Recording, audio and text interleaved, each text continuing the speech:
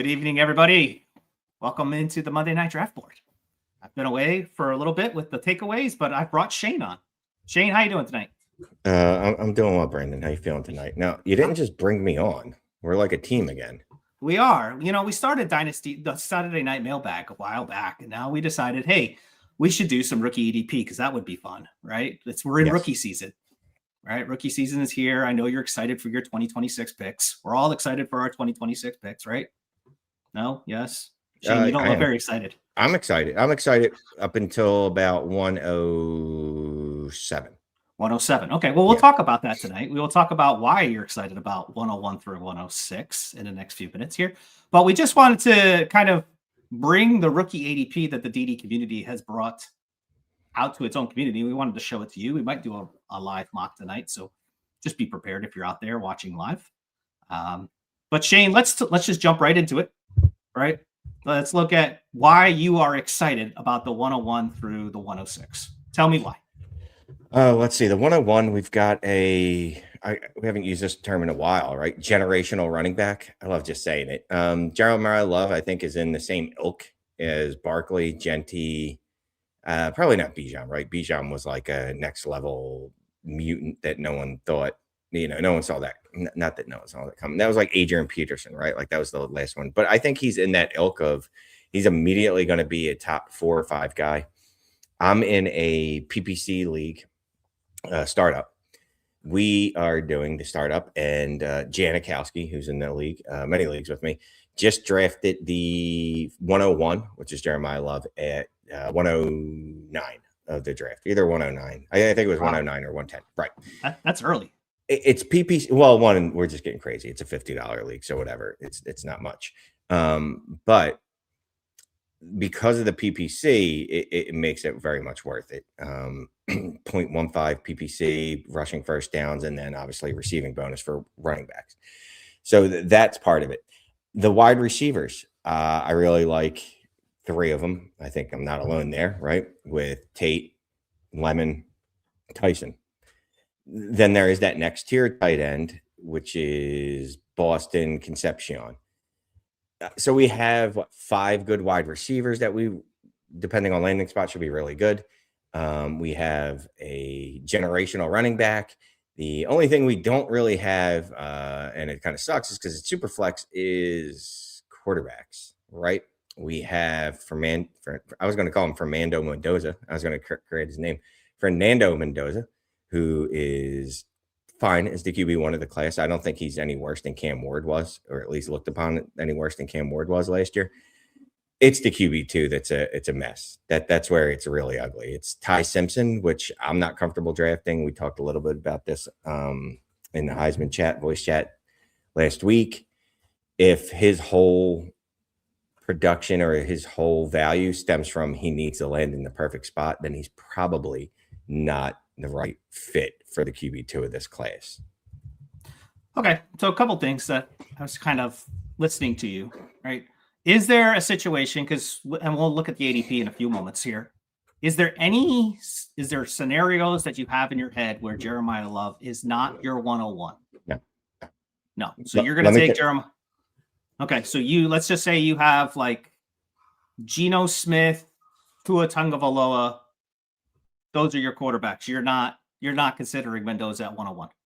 No. So that I think is drafting too much or overthinking it. Really, it's overthinking it. Now, a couple years ago, me and Scott were guilty, and I will say guilty, of saying your team has to be ready to draft Bijan Robinson. If you don't have a team that's ready for him, you shouldn't draft him. Not a great idea, looking back in hindsight. And I'm trying to learn from some of the previous mistakes that I had. So if you didn't draft Bijan, you traded out, whatever. 2 years later, if your team is ready, you know what you would love to have? A Bijan Robinson. You know what you can't afford to buy? Bijan Robinson, because he's just that cost prohibitive. If Mendoza was Caleb Williams, Jaden Daniels, who else was in that class? Drake May. I would have thought harder about, maybe taking one of those guys at 101. But Mendoza doesn't rise to that level of prospect, just like Cam Ward one of. So no, I don't think at all. I don't think there's any chance that Love goes anywhere but 101. I will say every year I like to screw with people's ADP. If I have the 101 and the 102 in the same draft, I will be taking Mendoza at 101, assuming I need a quarterback, and Love at 102, but for no other reason than to just screw with people's ADP. Literally, that's the only reason. Okay. I'm just asking the question, right? Because the super flex theory is, right, go get the quarterback. Even if he's good, bad, and different, he's the 101, he's the quarterback, right? He's going to have multiple opportunities. So that's where I can understand where some of the comments might be, well, I really want to take Mendoza, Shane. I'm not ready yet. My team's not ready yet for Jeremiah Love, right? But like you just said, like elite running backs, they don't always grow on trees. And it's really sometimes hard to get those elite running backs once you are ready to compete. So I could see both sides. I could see where Mendoza at 101 makes sense. I could see where Love makes at 101 definitely makes sense. You did mention the 3 wide receivers. Do you have a preference inside of that tier, or is it just whatever's on the board? Because I know you and I were in quite a bit of leagues. We've got picks up and down that 103 to 106 tree, right? Do you have a preference, or are you just saying, listen, I'm just going to take whatever's there. I'm just going to take BPA, and I'm just going to lean on maybe Ray's film studies, or I'm just going to lean on ADP, or what is that process that you got for that? I am leaning a lot on Ray's film studies. Then I'm also leaning a lot on yards per route run against zone defenses, which we discovered in the last couple of months apparently is super important since the NFL plays largely zone, something like 70% of the time, something ridiculous. I favorite Tate. Lemon. I think Lemon's got the skill set to be a legit wide receiver 1 in the league. I like Carnell Tate a lot. And then it's Jordan Tyson, and Jordan Tyson is down there mostly because of injuries, I should say, not just injury, multiple injuries. I think that's the order I have them in. I don't think it's like last year, and this is a good thing. Last year, we only had 1 wide receiver that we were absolutely cocksure on, right? Tet McMillan. We absolutely knew that Tet McMillan was the 101, without a doubt. And then just going back to some of the February ADP, it looks like there was just like Burden might have been 2. Then it was I'm having trouble looking at positions. Sure, Travis Hunter was probably in there. We were taking a look at some February ADP from last year, because one of the things that's fun to do, right, is the ADP that we currently have will shift. Yes. To some degree, right? Like landing spots will come in 2 months. We're all going to we'll have free agents with their landing spots. We'll have the draft with their landing spots, and that will start to shift opportunity and shift where we want to draft certain guys. I mean, one of the guys that was at the high end of last year's ADP was Shedeur Sanders, right? He was what, like 103, 104? He was up there. He was QB2, easy. But it was high. Yeah. Right. And Jackson Dart was what, 201, 202? 201. And I remember this distinctly, and I'll bring this up until I'm dead in my grave, and I might bring it up then too. Me and Mitch, after the Senior Bowl, were doing mock drafts, and we kept drafting Jackson Dart at the end of the first, beginning of the second. And everybody told us we didn't know ball, and we didn't know what we were doing, and that we shouldn't be allowed to draft. Mostly like that. But yeah. Dart was in the second round. Another guy that wasn't even, I don't even know where he was, probably later second, RJ Harvey. That's another guy that ended up being squarely in that first round mix by the time, and after the NFL draft. Yeah, another guy that probably got pushed up was Tyler Shuck too. I think he was like late second, if I remember correctly. And then he got that requisite draft capital that we tend to like. He landed in a good opportunity with the Saints. So the ADP definitely shifts there. So that's where I kind of land a little bit with the guys that are past, like the Ty Simpsons, the Omar Coopers. We'll talk about some of these guys in a few moments here. I'm going to pull up the ADP so that everybody can kind of visually see it. But those are the guys that probably are going to have the most shift, right? Based on what we're looking at right now with all the rookie mocks. I mean, from Jordan Reed to Matt Miller to so many other great, content creators that put out mock drafts, even Ray, right? Like we are pretty much there's pretty much an assumption Mendoza is going to be 101. Tate, Lemon, Tyson are going to be somewhere in the top 20 to 25 picks, right? And then after that, it's kind of like we're just not sure yet. So let's take a look. We're going to jump into ddfantasyfootball.com. I'm going to slide over here. We're going to go look at this. Woo! Look at his nice, beautiful website. Shout out to Ray and all the people behind the scenes that made this beautiful ADP. Shane asked for some ADP, and voila, this is what we got. So this is our super flex ADP right now. This is roughly, I believe, close to 400 super flex drafts that have gone on. Shane and I have kind of crowdsourced our group to kind of put together a lot of drafts. I know many others have put drafts. If you want to draft by yourself, you could do it for free. You just sign up at ddfantasyfootball.com. Link is below. All you need is, you don't need a subscription to go play with the mock draft simulator. But this is definitely, a cool tool. And there's some definitely, if you want a subscription, you can kind of see this right now. So looking at the data, Shane, very clear, right? Jeremiah Love right at the top. All right, 101, pretty clear. Yeah, I don't know that he's not been 101 at any of the drafts, and I appreciate mock drafters taking the draft serious. If you hover over Jeremiah Love, it's fun just to hover over that green dot. But I appreciate that mock drafters taking it seriously and not drafting someone else there. And what you've seen now is, with so many drafts, we've hit that stage of where things have normalized, where these are legitimate. What's the word I'm looking for? This is the legitimate order, right? There's no, sure, there was a couple drafts maybe where a Surratt made it into the first, or, well, he's only at 113, so that's, or 201. You know what I mean? Like Malachi Fields, maybe he made it into the first, but it's all so many drafts that it's normalized now. Yeah. And yeah, Jeremiah Love, it's not even close. I mean, it's not even close. Yeah, it's been very interesting to just see how many Jeremiah Loves are clicked right at the 101. And then you got, now this is super flex, so Mendoza sits in that first 6, right? That's kind of where you were talking about earlier, right? That idea of Love, Mendoza, the three wide receivers, sorry, not running backs. And then the 6th guy that's in there is Kenyon Sadiq. Yes. Are you in on Kenyon Sadiq because he's a first round draft capital, or are you in because of something else? Because it feels like in like a non-tight end premium, the top 5 are the top 5. So I was thinking about Sadiq when I was on a walk today. I think Sadiq is one pushed up by the lack of quarterbacks in this draft, right?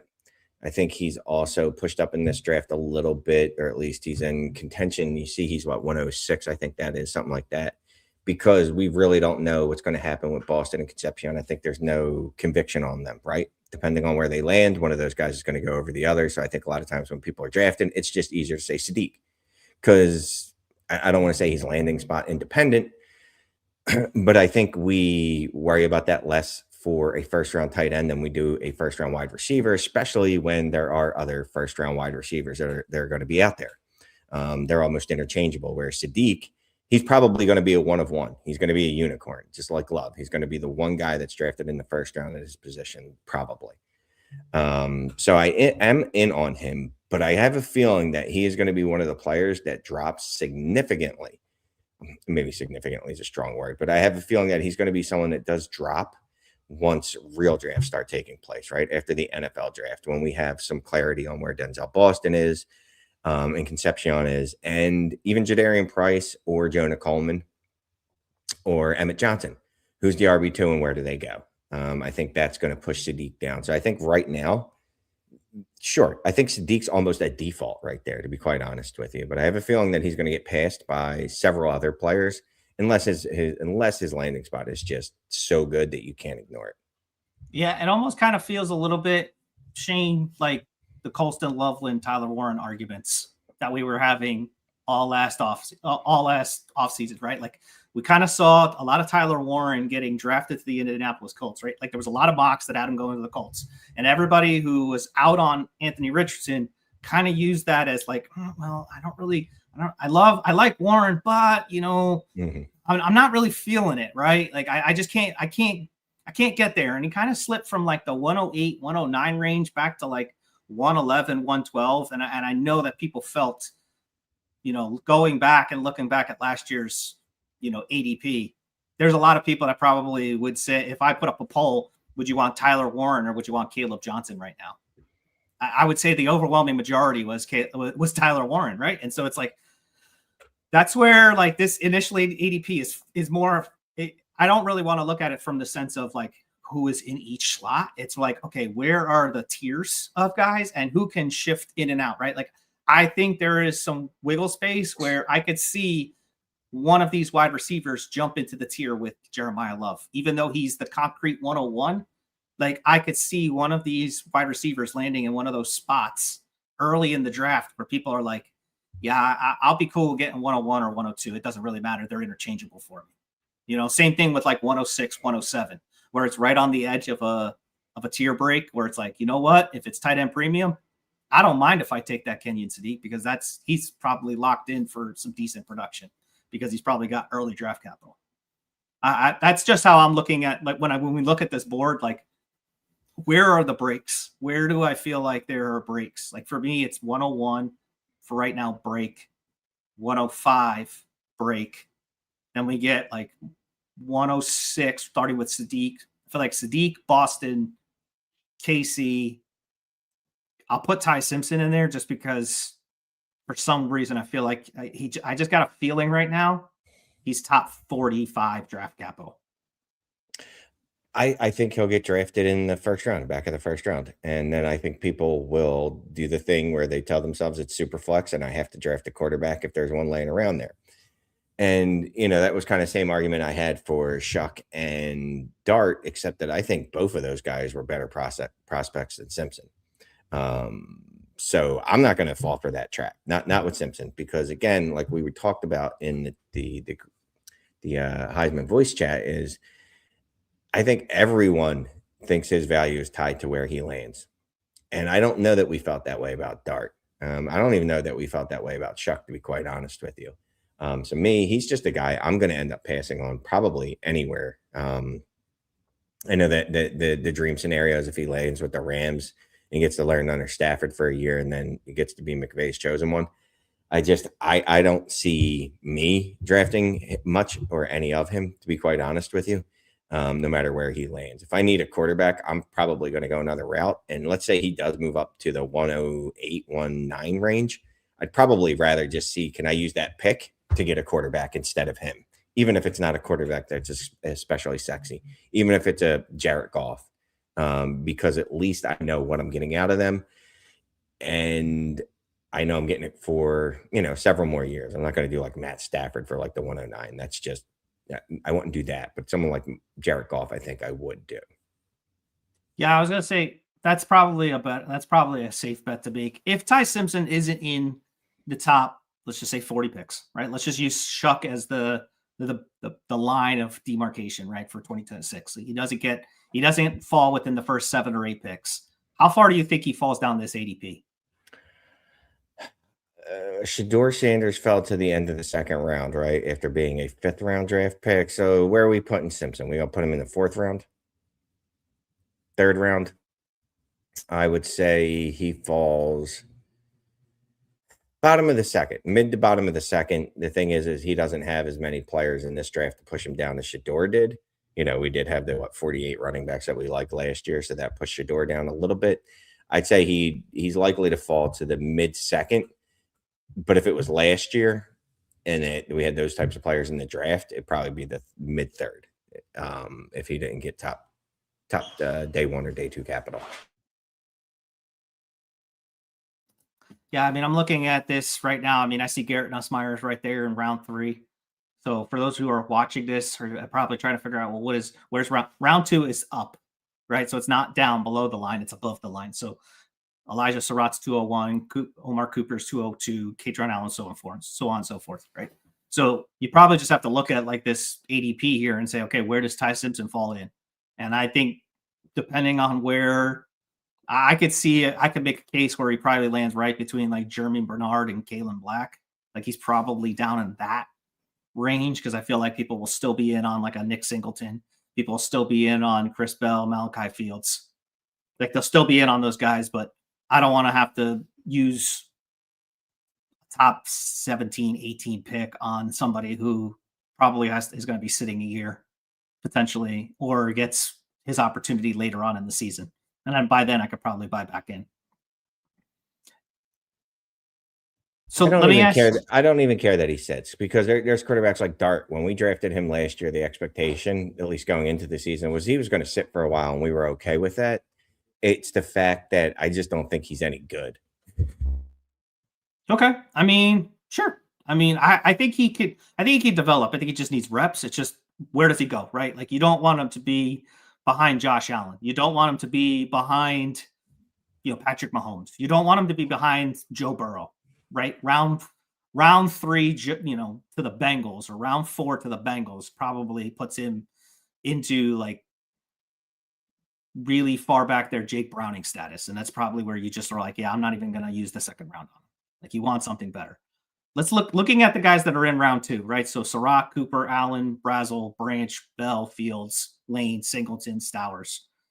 Let's just use those guys. Is there any of those guys that you're like, yeah, they're going to jump into the first round? Does anybody stick out to you in that list in the round two group that's like, yeah, I could see them moving up with a good combine, or I could see them moving up because there's going to be some good steam. And I'm hearing some buzz that maybe this guy is a top 40 pick. I want to move him. He should be moved up. Omar Cooper Jr. Oh, he's in the first round, right? So nope, he's at 202. 202. So he's probably one. Omar Cooper Jr. Just because just during our drafts, I've seen him move up significantly, right? And then on Twitter and whatnot, he's kind of become the darling.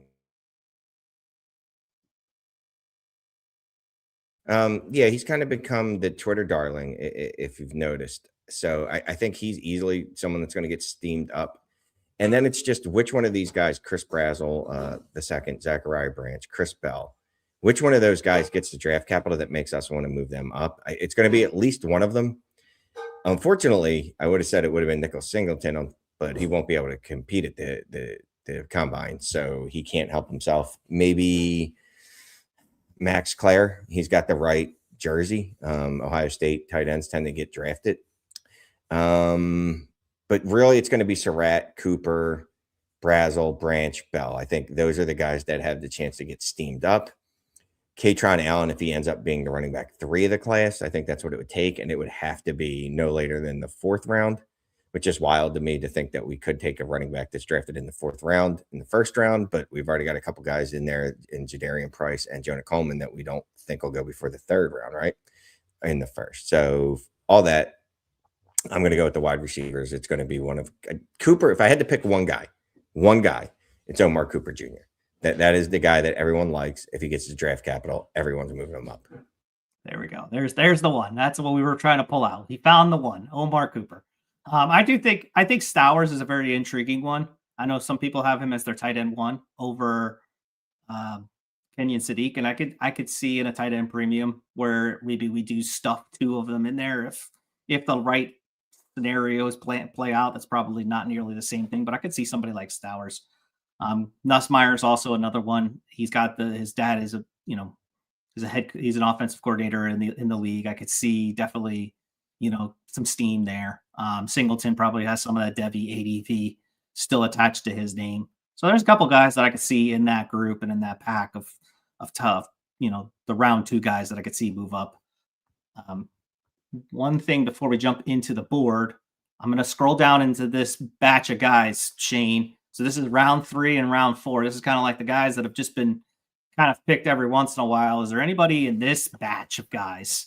Because this is where you start to see some of the wider ranges on this. So if you're looking at this for the first time, the dot is the ADP, and then to the left and the right is kind of the range in which a player has been drafted. So obviously, the farther left they go, the higher they're drafting, and sometimes the farther right they go, the farther they slip. So some guys there's a few guys in here that have some really wide ranges. Is there anybody in this range, in this batch of guys, that you're like, yeah, they could jump into the top 24? Maybe. Let me go with the running backs again. Probably Le'Veon Moss. Yeah. I don't know. Carson Beck. Is he going to get no? All right. Probably not going to get the requisite draft capital. Not after a pretty rough college football playoff year. But he's only lost, right? Like we talked about that. He's only lost like 4 college games. It just so happens that they were all like champion playoff games, and he absolutely shit the bed.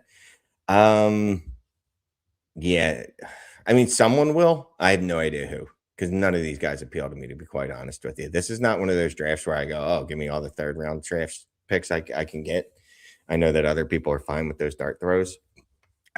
The running backs, just whatever running backs, Le'Veon Moss, maybe Jam Miller. I don't even know who Adam Randall is, if we're being honest. So I can't say him. He's converted into a running back, but he's a pretty big dude. He's like 6'3", 230 pounds. So he's a big dude. Him then. You know what? Him. You know what? Because what did we do with Antonio Gibson? Converted running back, you know what I mean? Size. We all steamed him up. So there you go. And I don't even know the guy, but I don't even need to. Just the archetype. Now that you told me he's a receiving back, converted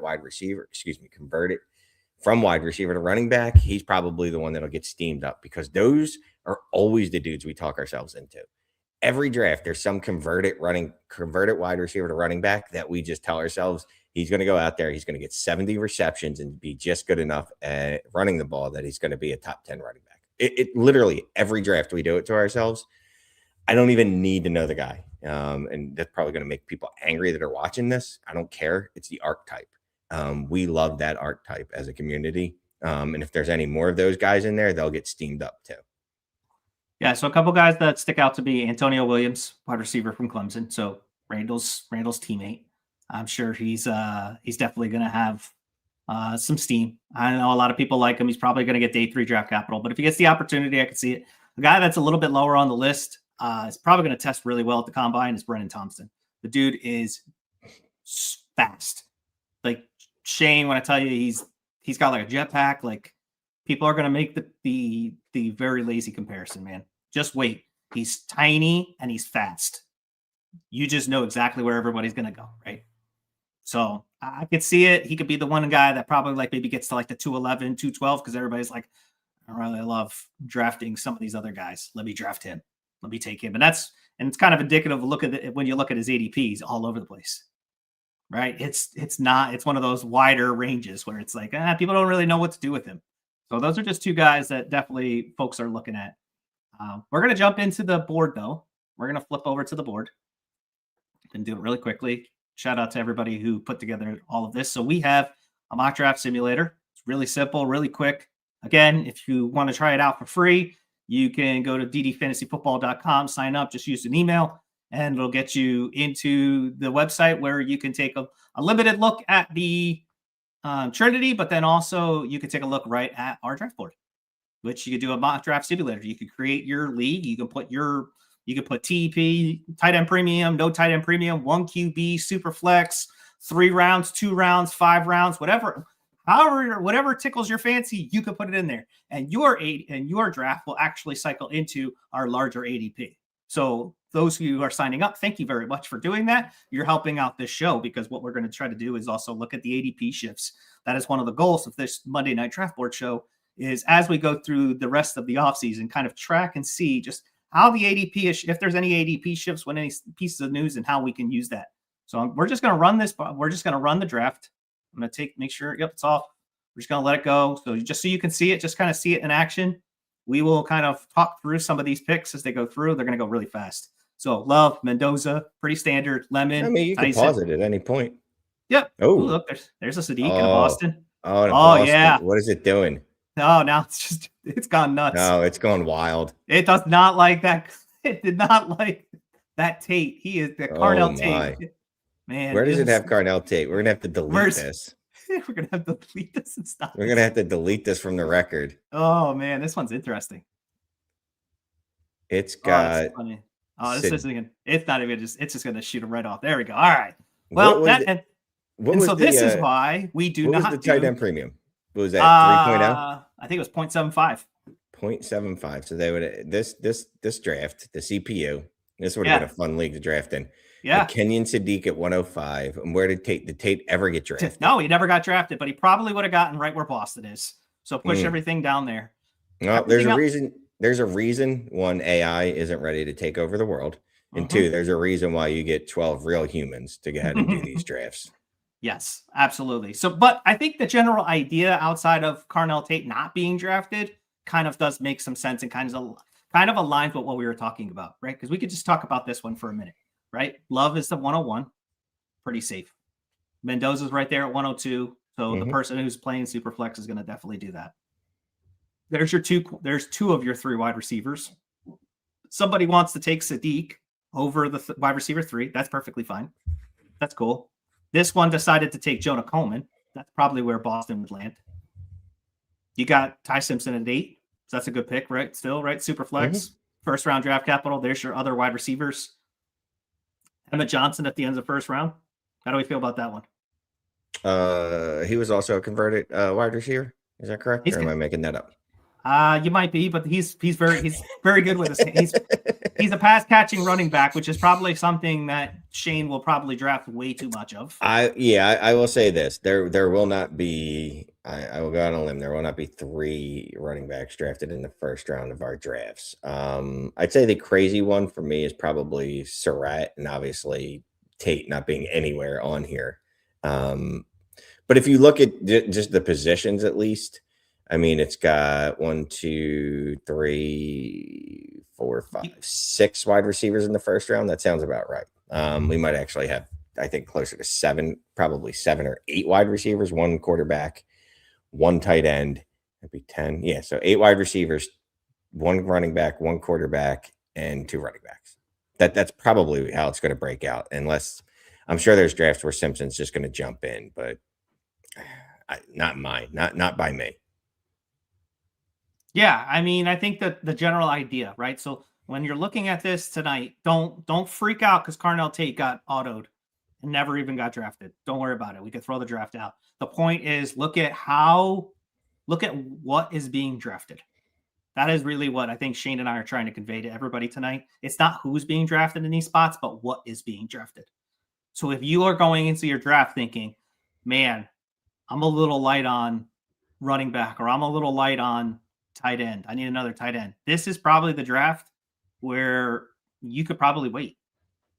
Because once you get past Jeremiah Love and once you get past Kenyon Sadiq, I mean, look where everything else lands. Yeah. You know, like Coleman's probably not 107, but I could see him at like 110. Right? He's in the back half of the first. Yeah. Or there's a running back. We always push a running back up in fantasy. It's like a fatal flaw. Keyshawn Vaughn, Trey Sermon, Tyrion Davis Price. The list goes on of just like, all right, we started listing a bunch of San Francisco round 3 running backs there. but the point is that they land in a spot where we're like, ooh, that's fun. Like, what happens if the New Orleans Saints go and draft a day 2 running back? What is everybody gonna do? We're gonna naturally push him up because they're gonna be like, oh well, he's better than Devin Neal, who came out last year as day 3, and Alvin Kamara is already 30 years old and he's on the last year of his contract. So they must be trying to get rid of him. Like, you could already see the narratives that are going to happen in people's brains where they're going to be like, yeah, I want that guy. Give me him over Omar Cooper Jr. I don't need the wide receiver 6 of this class. I want the running back 2. And I think those are the stories that we're going to see over the next 2 months, right? Like the narratives. I mean, it happens all the time. You're right. We push running backs up that don't deserve to be up there because they're just not as plentiful as the wide receivers. To your point, the wide receiver 6 in this class is probably going to be very good, or good at least. But how different are they going to be from the wide receiver 8 and the wide receiver 9 in this class at that point of the game? You know what I mean? I think, as we talked about earlier, there's a tier of 3 wide receivers that are, I don't want to say interchangeable, probably interchangeable to most people. It's very tiered. It's Love, yes. Then Mendoza's kind of in his own tier. Do you need a quarterback? If you do, are you going to draft him? I'm probably taking the wide receivers over him in most instances, and probably should do it in every instance. But yeah, there's definitely going to be someone or some ones that push running backs up because it's just what we do. We're going to tell ourselves a story, especially if it is a pass catching one. You'll see me taking them at 111, 112, even though they were drafted in the 4th round, which is probably a terrible idea because I looked at 4th round running backs last year and they suck. And they are no better than 5th, 6th, or 7th rounders. They're literally no better production wise. So yeah, we'll push them up. We will. Yep. I mean, and that's what I've said within the Discord, and I'll say it here on YouTube, and I'll stick to it so you can hold me to it in the comments. Right? No, Tate is definitely not on this one. High class scumbag. He is definitely not on this board. The computer decided they did not want Carnell Tate. We did not decide this. The computer decided this. It was an auto, and we're gonna talk to AI, and this draft is getting shit canned because there's no draft in any world that Tate's not getting drafted in the first 6 picks. Correct. I would say this is a draft that if you are looking in best ball to load up your bench, great draft to do it in, right? Because you do not need to decide between those 3 higher end wide receivers, right? They're all probably wide receiver 2s in most weeks with upside that can get to wide receiver 1. Are any of them Justin Jefferson, Jamar Chase?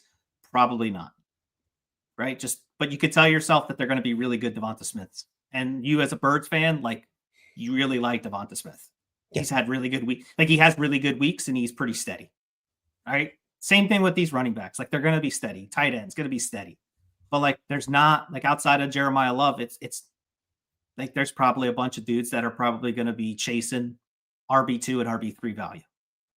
But you want to load up on those guys because you just never know which one of them is going to pop and which one's going to turn into a Dameon Pierce, right? Who, comes out of nowhere, gets opportunity, and by October, we're asking the question, should we be selling Nick Singleton for a 27 first, right? On Manic and Chill. Or, hey, Shane, should I be trading Damon Claiborne for a 27 first? He's looked really good the last 3 weeks, right? Like, we're going to do that to ourselves because there's going to be one of these dudes that's just it's going to happen.